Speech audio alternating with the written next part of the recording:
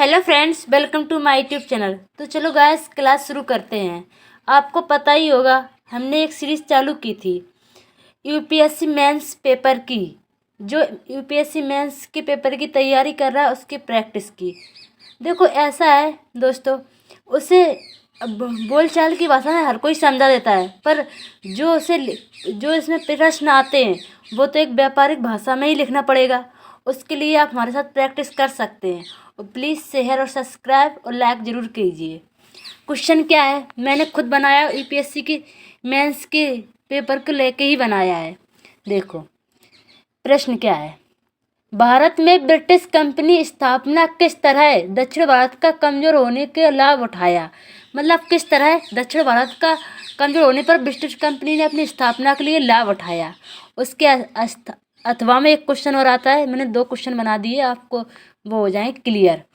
भारत में मुगल के बाद कोई शक्तिशाली साम्राज्य न होने पर ब्रिटिश को क्या लाभ हुआ। ब्रिटिश को क्या लाभ हुआ। जो भारत में कोई मुगल के बाद कोई शक्तिशाली साम्राज्य ना बचा तो। अब इसका प्रश्न के उत्तर क्या है, चलो देखते हैं। भारत में ईस्ट इंडिया कंपनी की शुरुआत बहुत ही मामूली हुई। कंपनी 100 वर्षों तक कुछ नहीं कर पाई। 100 वर्षों कब तक? 1607 से 1707 तक। 1607 में कंपनी वाले आए थे, जो अकबर के काल में ही आ गए थे, लेकिन 1707 में औरंगजेब की मृत्यु हुई थी। आपको यकीन है, आपको पता ही होगा। तो उसकी मृत्यु के बाद कंपनी अपने आप को स्थापना की ओर बढ़ने लगी। 1623 में कंपनी ने सूरत, भड़ोच, अहमदाबाद, आगरा और मसूलीपट्टनम पर मुगल के शासन के नीचे, मतलब मुगल साम्राज्य के नीचे रहते हुए कंपनी स्थापित कर ली थी।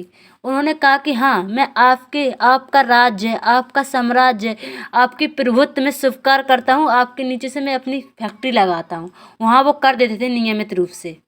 उसी के लिए बोला है। अब क्या है, दक्षिण भारत की कमजोरी देखना। मुगल साम्राज्य को कमजोर देखकर दक्षिण भारत के कई छोटे छोटे रियासतें अलग हो गईं, जैसे कि मद्रास, कर्नाटक, मैसूर आदि, और कंपनी आदि अलग हो गई। और कंपनी को एक बड़े साम्राज्य से न लड़कर इन छोटी छोटी रियासतों से लड़ना पड़ा। मतलब देखो, आप इस तरह लिख सकते हो। अब इसका मैं आपको समझा देता हूँ कि कंपनी एक विशाल साम्राज्य से न लड़कर, कंपनी मुगल साम्राज्य से कभी लड़ी थी एक बार।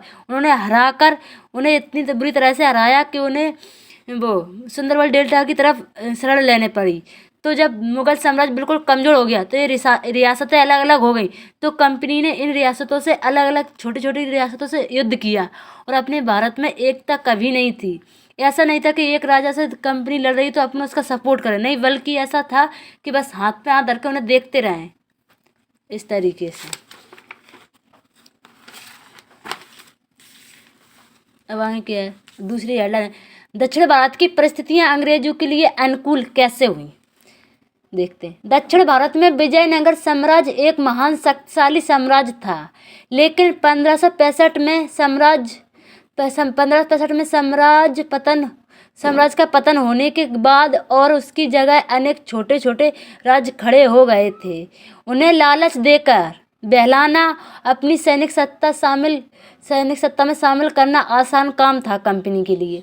अंग्रेजों ने दक्षिण में अपनी पहली फैक्ट्री मसूलीपट्टनम में 1611 ईस्वी में स्थापना की थी। देखो इसका अच्छा एग्जाम्पल है कि आपका प्लासी का युद्ध जो हुआ था ना, प्लासी का युद्ध, ये एक षड्यंत्रकारी था। देखो अंग्रेजों ने अपनी तरफ पूरे जो वहाँ के उनके जो कोई प्लासी के युद्ध का था, सिराजुद्दौला के बीच के जो कोई दुश्मनी थे, घर परिवार थे, उनको अपने में मिलाकर उसे हरवा दिया था। ये सबसे बड़ा कारण है। और देखो कंपनी उस टाइम फ्रांस भी थे, तो फ्रांस क्यों हार गए अंग्रेजों से, उनको भी देखते हैं। फ्रांसीसी कंपनी के पराजय के कारण क्या थे। फ्रांसीसी कंपनी पूर्णतः सरकारी थी। सबसे पहला महत्वपूर्ण कारण था कि फ्रांसीसी कंपनी सरकारी थी और ब्रिटिश कंपनी प्राइवेट थी। तो आज भी देखो, सरकारी कोई भी कंपनी होती तो उस पर फाइल के ऊपर फाइल चढ़ जाती है। बस उसका कोई काम नहीं हो पाता, उसका कोई डिसीजन नहीं ले ही नहीं पाता सरकारी काम। लेकिन प्राइवेट कंपनियां बहुत उच्च स्तर पर काम करती हैं। इसलिए निर्णय लेने में विलम्ब होता था। सरकारी काम में विलम्ब होता ही था और प्राइवेट कंपनियां हाल ही में बहुत जल्द निर्णय ले लेती थी। दूसरा कारण, फ्रांसीसी कर्मचारियों में संयोग और एकता का अभाव था।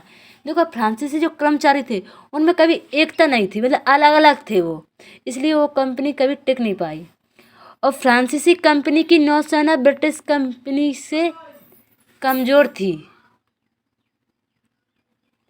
सबसे बड़ी देखो नौसेना, पहले देखो भारत में पुर्तगालियों की सबसे बड़ी नौसेना थी।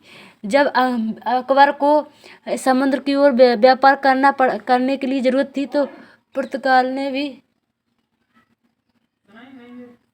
पुर्तगाल